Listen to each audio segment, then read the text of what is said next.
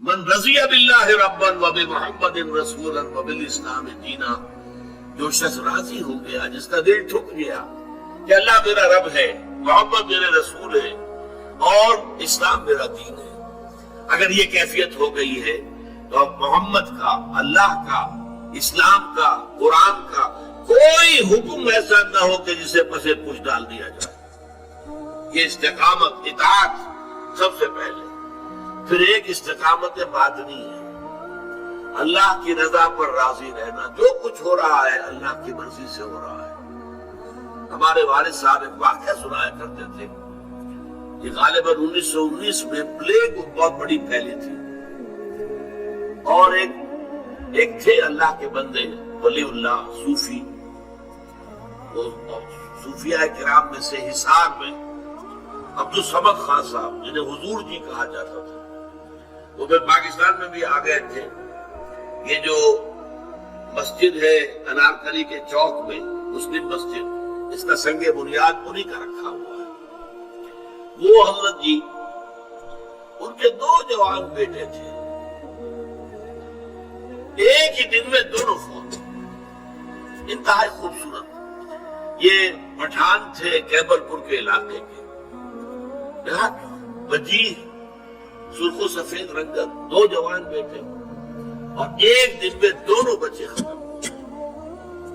ہمارے والد صاحب بتاتے تھے کہ میں چشمدید گواہ ہوں کہ جب لوگ گئے ہیں، میں بھی گیا ہوں، میں نے دیکھا کہ حضرت جی عبدالصمد خان صاحب رحمت اللہ علیہ، ان کے چہرے پر ملال کا کوئی اثر نہیں تھا، اسی طرح دمکتا ہوا چہرہ، اسی طرح خوش و خرم۔ لوگ کہتے تھے حضور بڑا افسوس ہے۔ بھائی وہ افسوس کا ہے کا؟ اللہ کا مال تھا، اللہ نے لے لیا۔ ما اصاب من مصیبت فی الارض ولا فی انفسکم الا فی کتاب من قبل ان نبرأها، یہ تو اللہ تعالیٰ کی طرف سے، لکہ لا تاسوا علی ما فاتکم ولا تفرحوا بما آتاکم واللہ لا يحب كل مختال فخور۔ اللہ کچھ دے دے تو اترایا نہ کرو، کچھ چھین لے تو افسوس نہ کیا کرو۔ اللہ نے چھینا ہے، کوئی حکمت ہوگی۔ یہ جب تک کیفیت نہیں ہے تو استقامت کا ہو۔ راضی برضائے رب، رضائے رب پہ راضی رہے، یہ حرف آرزو کیسا؟ خدا خالق، خدا مالک، خدا کا حکم، تو کیسا؟ تیری مرضی، میری پسند، میری رائے۔ Who are you؟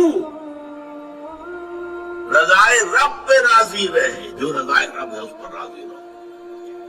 یہ ایسا ہو جانا چاہیے، یہ یوں ہو جانا چاہیے، یہ کیا حرف آرزو؟ وہ ہوگا جو اللہ چاہے گا، تم کاہے کی آرزو لگا کر بیٹھے ہوئے؟ رضائے حق پہ راضی رہے، یہ حرف آرزو کیسا؟ خدا خالق، خدا مالک، خدا کا حکم، تو کیسا؟